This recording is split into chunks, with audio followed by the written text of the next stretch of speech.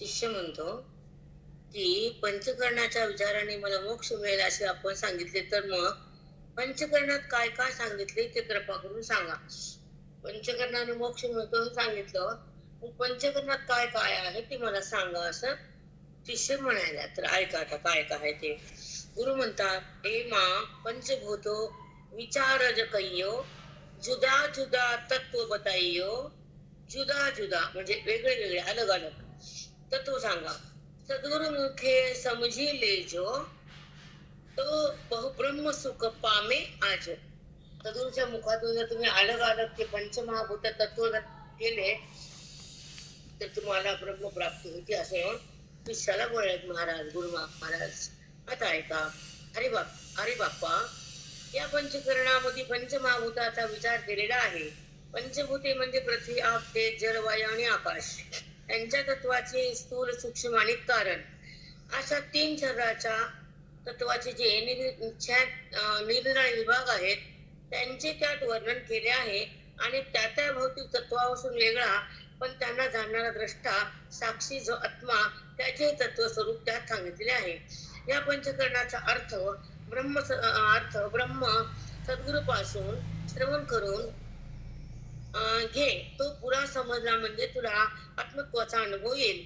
असा जर योग घडून आला तर ताबडतोब म्हणजे चालू असलेल्या ह्या तुझ्या जन्मातच तुला ब्रह्मसुखाच्या अनुभूतीची प्राप्ती होईल. खूप सुंदर विषय आहे. पहिल्यांदा तर मला सांगते की प्रश्न काय आहे. की पहिला प्रश्न आहे की मी पंचकर्णाच्या द्वारे तुला मोक्ष होईल असं सद्गुरूने शिष्याला सांगितलं.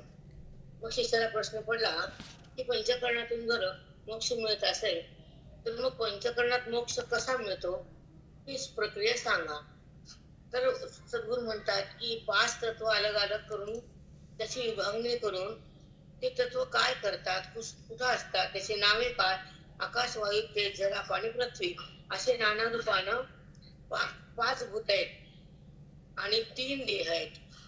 तर त्या 3 देहाची वाटणी देह 3 आहेत. हा दिसणारा स्थूल देह पंचतत्वाचा म्हणजे एका भूताचे 5 भाग पंचभूत आहेत ना.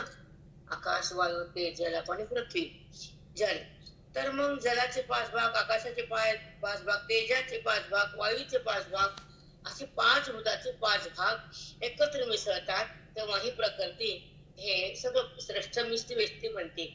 आधी आहे बाकी जाऊ दे, आपल्याला काही कळो न कळो, पण 5 भूतापासून याची उत्पत्ती आहे आणि 5 भूताचे 25 तत्व आहे. पुन्हा 3 देह याच्यामध्ये लिंग तत्व आहे. त्याच्यामध्ये लिंग तत्वामध्ये मन, बुद्धी आणि त्याला अंतःकरण हे नाव दिले. ह्या जडामध्ये हा स्थूल ह्याला काही कळत नाही, जड आहे. पण ह्याच्यामध्ये जो लिंग देह त्याचं नाव मन आहे आणि त्या मनाला सगळं कळतं. आता दुःख मनालाच होतं ना, दुःख मनालाच होतं. मनालाच बद्धता आहे, मनच मोक्ष आहे, मनालाच अज्ञान आहे आणि मन देहात आहे, मन नामात आहे, मन ईश्वरात आहे, मन व्यवहारात आहे. असे नाना रूपाने मन कुठं कुठं जातो. सुंदर चिंतने ऐका आता की हा दिसणारा 5 भूताचा 25 तत्वाचा हा स्थूल देह आहे.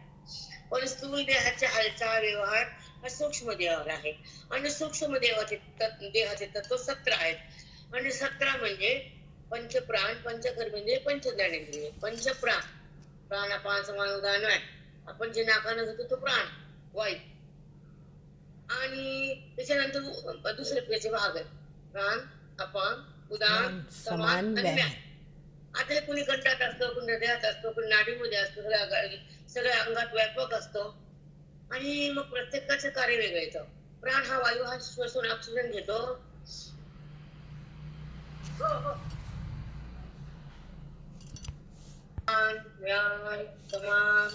खाल्लेल्या अन्नाचा रस काढणे पुढे आहे तुमची तुम्हाला थोडक्यात सांगायले की अन्नाचं जे आपण अन्न खातो त्याचं बुगदा पचन, तुम्ही म्हणतात ना पचन, तर ते वायू करतात.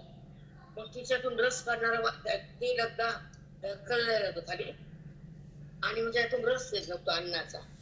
तो रस हार्ट मध्ये जातो, हृदयात, त्याचं रक्त बनतं आणि ते रक्त पुन्हा मेंदूकडे जातं, सगळ्या नाड्यामध्ये पसरतं.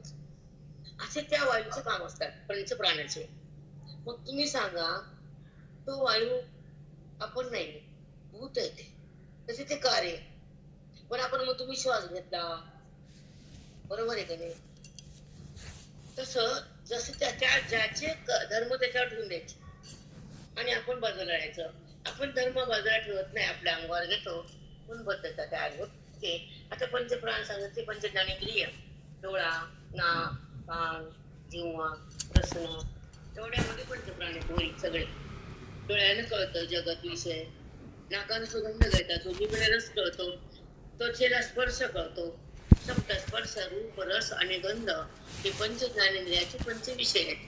त्यांची 5 देवता आहेत. पुढे आहेत मला सगळं पंचकरणातच. मग ते पंच ज्ञानेंद्रिय काय करतात? ज्ञान करून देतात. आता कसं ज्ञान, तुम्हाला एक उदाहरण देते. जसं जेव्हा आपल्याला थंडी वाजते तर पटकन स्वेटर घेतो. आता आम्ही सकाळी पहाटे 4ला 3ला निघालो, तुला गार पडायला लागला की आपण कुडकुड करतो, गरम लागला की एसी लावतो. मग हे त्वचेला आहेत ना सगळे, शीत, उष्ण, कठीण, थंडी. पण हे त्वचेला गार लागलं ते त्वचेला कळत, म्हणजे त्वचेचा संबंध आहे तो. पण आपण म्हणतो मला थंडी वाजली, त्वचा गार झाली ना, तर तू कुठे आहेस? हे खूप सूक्ष्म वेग आहे. ह्याला भाभी खूप तपस्या करावं लागते. पंचकर्मेंद्रिय ज्ञानेंद्रिय सांगितले का ज्ञान करून देतात. थंडीचं, जेव्हा कडू, आंबट, खारट, तिखट, गोड ही जीभ ज्ञान करून देते. आपण मग तुम्हाला किती गोड लागलं, मला लागलं गोड लागलं है ना. मग जिव्हेला लागलं ते, हा किती तिखट लागलं मला. आपण प्रत्येकाला मला देतो, पण जिव्हेला तिखट तुला कुठं लागलं, तू त्याच्यावर तुला कळतंय तिखट लागलं का, गोड लागलं का, खारट लागलं का, आंबट लागलं, कळते ना. मग ज्याला कळतं त्याला नाही लागलं, आणि ज्याला लागलं त्याला नाही बोलता आलं. वाव, खातच नाही, प्राण खातो. तू कप खाता? तू नाहीच कशातच. मग तृप्त कोण होतो? प्राण. आता भूक लागली, प्राण आला. शांत केलं, प्राण आला. भूक घेतला जिभेला, पण कुठं कळते मला तिखट लागलं, जिभेला लागलं, तुला नाही.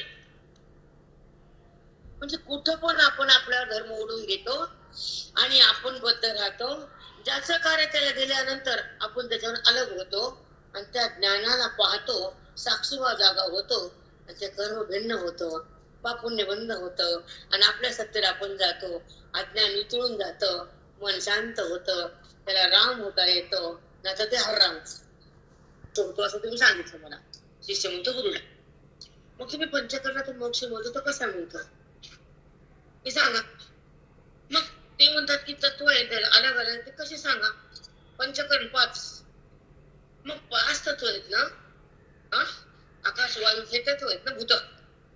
मग हे 5 भूत, त्यांना हे समष्टी व्यष्टी आणि स्थूल हे बनले ना भूताच आहे. पण भावी वाटतंय माझा की इतकं जे अज्ञान दड होतं तुमचं, ते फार क्लिष्ट आहे. ते समजताना बरं वाटतं, पुन्हा हे खरं वाटतं. ऐकताना बरं वाटतं, पुन्हा हे खरं वाटतं. नाही भावी, पण एवढी तपस्या करावी, एवढा अभ्यास करावा, एवढा निग्रह करावा, एवढा निग्रह करावा. हीच हेच यात्रा आहे, हेच तप आहे, हेच पुण्य आणि हेच जीवनाचं साधन, शेवट गोड आहे. नाहीतर का फिरा फिरा, मरा मरा, फिरा फिरा. कुणाच्या कुत्र्याच्या पोटाला जा, कुत्र्याच्या गर्भात जा. किती प्राणी तुम्हाला माहित पण नाहीये. एका प्राण्याचे नमुने कोटी कोटी, 84 लाख योनी. बाबा बाबा बाबा, एक योनी कोटी कोटी फेरा, तेव्हा लागतो मनुष्य देहाचा तारा. मग तू एवढं फिरून आला तरी इथं माजून गेला, कशाला माजला? का माझे बुद्धीला आपल्याला माज का, अहंकार का, मला अज्ञान का, माझा संबंध देहाची का, माझ्यामध्ये विकार का, मला भगवंताचा स्पर्श नाही का? इतकं चिंतन सुंदर भाभी. एक सांगू का, सतत सतत सतत ऐकलं तर काही तरी बुद्धीला बुद्धीची बैठक सुधारते. जर तुम्ही काहीच ऐकलं तर संसार मरून पडतो. मग तेच घाण, तेच गंदगी, तोच विषय, तो देहाचा संबंध, तीच वासना, तेच बद्धता, तेच जगत, तेच भ्रम. अरे राम, तुम्हाला जे हमेशा म्हणते ना की संसार करावा, फेकावा, सरकावं, आपण आपलं सोनं करून घ्या. इथं त्या खापरात आणि टापरात कशाला बसायचं? बरं किती काळ आपल्याला रामाला ओळखायसाठी खायला आलोत ना. आपण आपल्या अज्ञानाला समाप्त करायचं, आपण देहभावाला संपवायचं, आपण आत्मरंगात रंगायचं, आपण सोला बघायचं आणि जीवन मुक्त व्हायचं. हे आपल्याला आयुष्याचा बाणा असतो. मग ह्या ठिकाणी कुठला विषय, कुठला आशय, कुठला संशय, काहीच नाही. आशय नाही, कुठली इच्छाच नाही, विषय नाही, काय प्राप्तीच नाही, संशय नाही तर मी देह नाहीच, मी देह वाटला, मी देह का, मी राम, मी ब्रह्म, संशय घातला गुरुने. आशय नाही, विषय नाही, संशय, विषय कुठलाच नसावा. त्याने जाऊच नाही विषयाकडं, संशय राहूच नाही. मी देह का, मी ईश्वर का, मी आत्मा, मी कोण आहे, मी इंद्रिय का, मी मन आहे, मी जग आहे का, मी कोण आहे. प्रश्न कसा द्यावा? सद्गुरु सांगत कोण म्हणावं? वाचलं की हृदयाला टेका भिडावं आणि आपण अभ्यास केला की बुद्धीनं रामाकडे निघावं, सोडावं त्या देहाला. आता मी अधिकार तुम्हाला बसून द्या, बसून द्या. जेव्हा आपल्याला कळतं की हे माझं नाही, आपण निघून जायचंय, तसं मी देह नाही तर देहात पण निघून जायचं ना. देह पडायच्या आधी सोडा ना त्याला. जर नाही सोडलं तर मग पुन्हा खाली यावं लागतं. पितर योनीमध्ये लाख लाख जन्म फिरावं लागतं. तिळाचं पाणी पिंडाचं पाणी, तिळाचं पाणी तिळाचं, अंगठ्याचं पाणी अंगठ्याचं. बरोबर आहे ना? का कळत नाही बरं? जरी आपण म्हणतो आता तुला आता जायचंय, तू जातो कुठं? तुला तुझ्या बापाला ज्ञान नाही, जातो पण आहे मातीत, तू इथंच राहतो आधार तरी पितर येत नाही. हा बरं कळत नाही. वेदांताकडे यावं, सद्गुरूकडे जावं, जे आपल्याला मुक्त करणारे, जे आपल्या हृदयात रामाला व्यक्त करणारे, आपल्या देहभावाला संपवणारे आणि आपल्याला राम करणारे, त्याचा जीव लावावा. ते केटरा पटरा खातून तयारच माझं. केटरा खायचे त्याला या संबंधी मी कुठला आहे? आधी आहे, आधी आहे, याच्या संबंध दुसरा देह, दोन देह आहे ना. आधी आपण एकटं होतो, पुन्हा मुलगा झाला. येताना मुलगा घेऊन आलो घरी नांदायला, नाही 4 पोरी आणल्या, 5 पोरं आणले. आपण येतो तिथं आयुष्य घालायला, तर तिथं आपण काही आणलेलं नसतं. मी नाही तर ह्याच्या संबंधानं तो देह उत्पन्न झालाय. मग संबंध देहाचा देहालाय, माझा संबंध रामालाय. खोटे त्याला मी सांगते, 1000 वर बोलते बाबी अफी देते कुठे नाही, नुसतं हात हात प्यायचा. अवधान एक जागृती बुद्धीला होती आणि ती जागी होती आणि ती मग स्वच्छ बनते. आणि तेव्हा लिंगा ब्रांडेने मी करू कशी होती? 5 भूत आहे, 5 भूताचे 25 झाले, एकाचे 5, आकाशाचे 5, वायूचे 5, तेजाचे 5, जलाचे 5 आणि अग्नीचे 5. मग तुम्हाला एक उदाहरण देते बाबा. अग्नीचे डॉक्टर बसले बाबी एक उदाहरण विचारते सुंदर. जल म्हणजे पाणी, अग्नी म्हणजे अग्नी. तेव्हा आपण म्हणतो थंड पडलं माझ्या काही त्याच्यात काय राहिलं नाही. अहो आम्ही गेलो हात लावतो, गार पडलो तर थंड सगळं संपलं होतं. थंड म्हणजे अग्नी नाही, बर्फ. बॉडी बर्फ होती की नाही? मग ते कशामुळे गरम होते? अग्नीमुळे. ओके, अग्नी म्हणजे उष्णता, दाहकता. जल मध्ये अग्नीवर पाणी टाकलं, अग्नीवर पाणी पडलं, अग्नी राहतो का? विसतो, विसतो. मग तुमच्यामध्ये पाणी आहे सगळं, तर सगळ्या अंगात पाणी आहे, मांस आहे, तिथं अग्नी पण आहे, दोघं सोबत आहेत. मग अग्नी का मरत नाही इथला? विजत कसा नाही?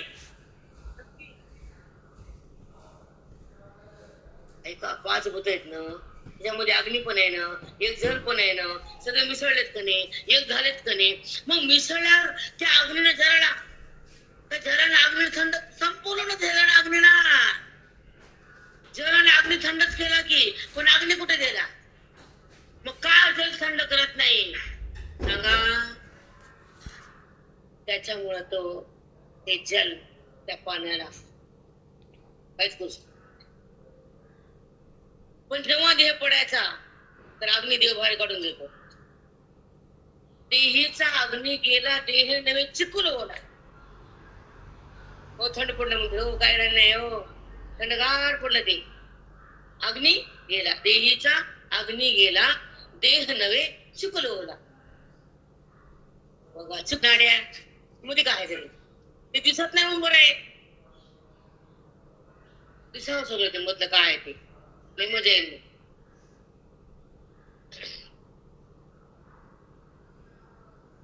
स्थूल देह हा विषय आपला होता. पण त्याच्यामध्ये एक अग्नी आहे एक जल आहे. पण जलाच्या संबंधाने अग्नी विजत नाही कारण बुद्ध नारायण ह्या बॉडीला सांभाळतो आणि तो तिथं रक्षण करायला असतो म्हणून ते जल त्या अग्नीला विजवत नाही. दोघं एकत्र राहून सुद्धा त्याचे धर्म त्याचे तो चालू ठेवतो त्याचे धर्म ते चालू ठेवतो कारण संबंध ईश्वराचा असतो. म्हणून ही बॉडी सतत चालते आहे त्याच्या आधारावर असते. पण आपण म्हणतो माझं शरीर मी काम केलं.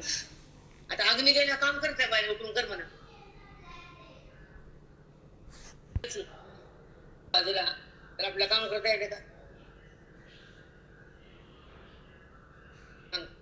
काम करता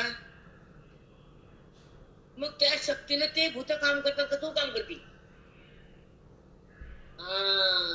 आता वायू वायरलेस माहिती ना तुम्हाला त्या ठिकाणचे सगळं भूत कमी होत. मग ते त्या भूत गेले ते देवता गेले सगळं सगळं गेलं मग ती इंद्रिय असला तर असा हात होता त्या माणसाचा असा असा असा करते. मग आता काम करा दे ना. महाभूताचा 25 तत्वाचा स्थूल्य आहे आणि तो दिसणारा आहे आणि त्याचा संबंध तुम्ही केला आहे ते अज्ञान आहे. आता ह्याच्यामध्ये सूक्ष्म देह आहे. सूक्ष्म देह म्हणजे पंचज्ञानेंद्रिय पंचकर्मेंद्रिय पंचप्राण मनबुद्धी. मनबुद्धीला अंतःकरण म्हणलंय आणि हे ज्ञानेंद्रिय जे ज्ञानेंद्रिय डोळा कान नाक रसना वगैरे त्वचा हे इंद्रिय ज्ञान करून देणारे. कर्म करणारे कर्मेंद्रिय ज्ञान करणारे ज्ञानेंद्रिय आणि पंचप्राण 15 आणि मनबुद्धी 17 हे एकत्र ढाचा असतो आणि तो आत देह असतो तो सूक्ष्म देह त्याला म्हणतात. आणि तो मन हे व्यवहार करतो आणि बुद्धी ही निश्चय करते. प्राण हे ह्या देहाला चालवतो जिवंत ठेवतो.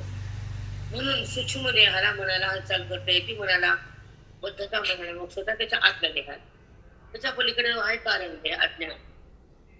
त्या अंतःकरणामध्ये काय मन बुद्धीच्या त्याला अंतःकरण म्हणतात आणि अंतःकरणामध्ये अज्ञानाची अवस्था आहे न करणं म्हणतात. मग अज्ञान हे जीवाला भ्रम करतो सुख दुःख उत्पन्न करतो देहाला माझं म्हणायला लावतो. अज्ञान जगाला सत्यत्व देतो. अज्ञान भ्रमाला प्रगट करतो आणि अज्ञान जीवाला शिवापासून दूर नेतो. जे अंतःकरण म्हणून तुम्हाला जीवात्मा जो लिंग देव म्हणा तर तो कसा आहे बद्ध आहे. त्याच्यापाशी कोण आहे अविद्या आहे. त्या मनाला काय आहे अज्ञान आहे आणि बुद्धीला देहाचं भान आहे. मनाला अज्ञान आहे बुद्धीला देहाची जाण आहे म्हणून त्याला जगताचं भान आहे. हो माऊली. सूक्ष्म सांगितलं कारण सांगितलं.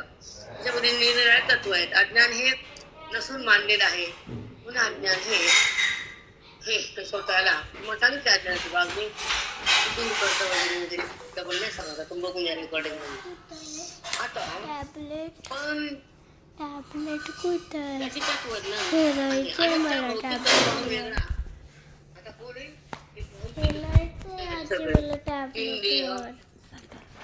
आणि त्याचे प्रकार त्याचा व्यवहार वेगळा वेगळा पण वेगळा भौतिक पदार्थ बघायचं कसं वेगळा.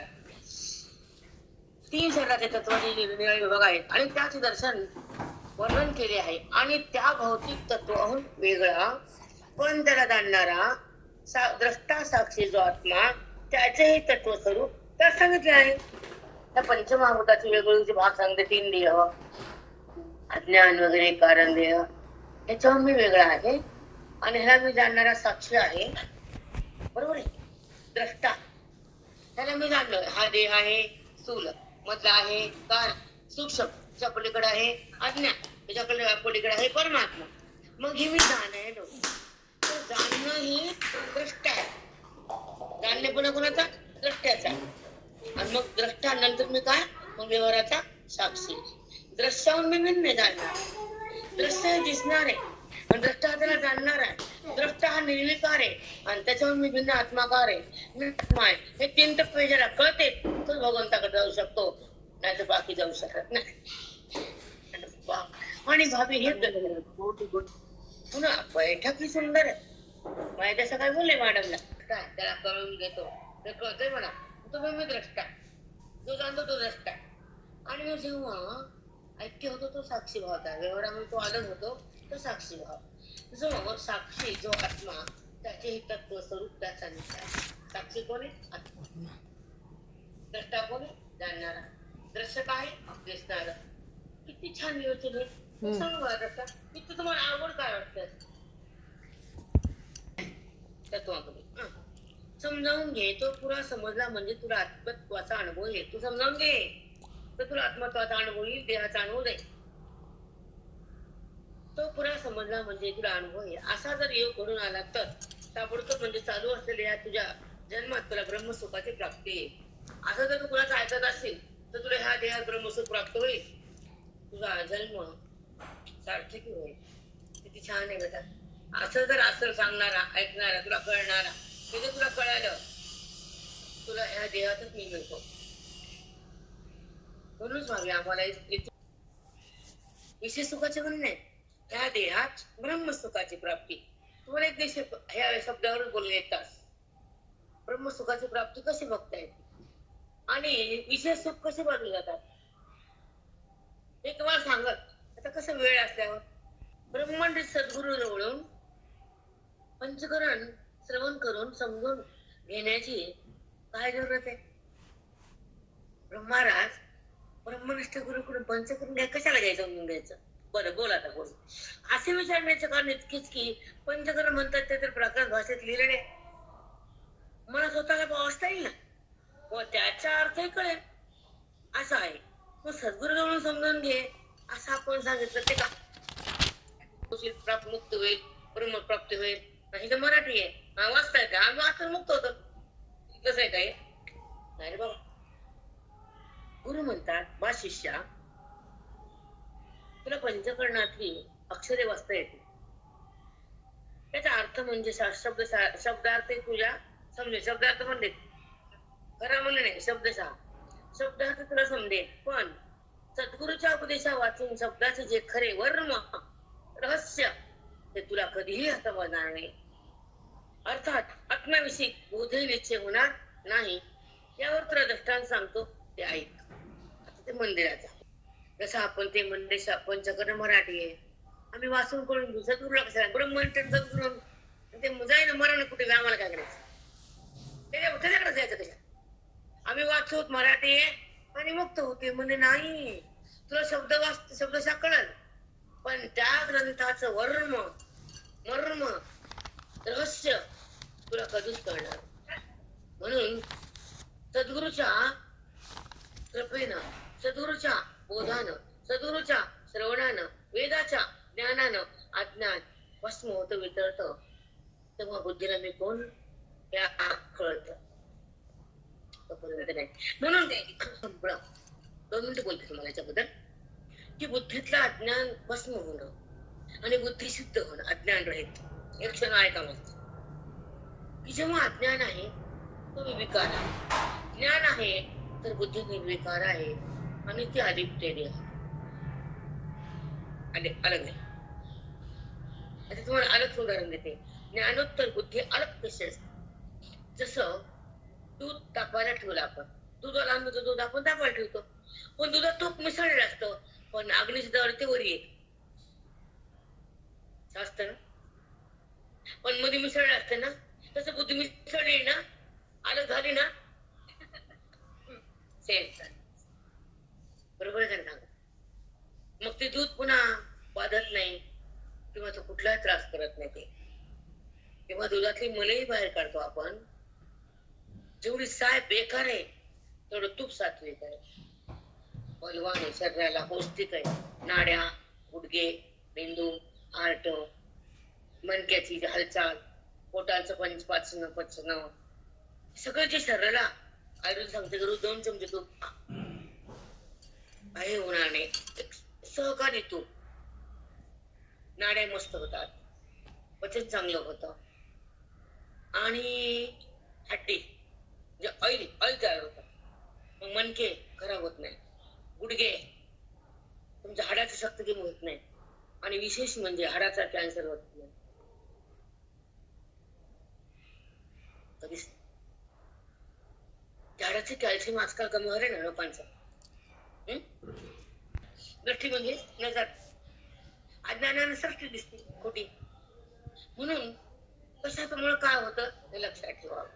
म्हणून दुधातला तो जेव्हा बाहेर येतो खाली अग्नी असतो आणि देहातला अज्ञान जेव्हा बाहेर येतं बुद्धीतून तेव्हा ब्रह्मज्ञान असतं. ज्ञान अग्नी. हे छोटे छोटे उदाहरण दाखवून प्रसन्न म्हणजे शांत मन होतं.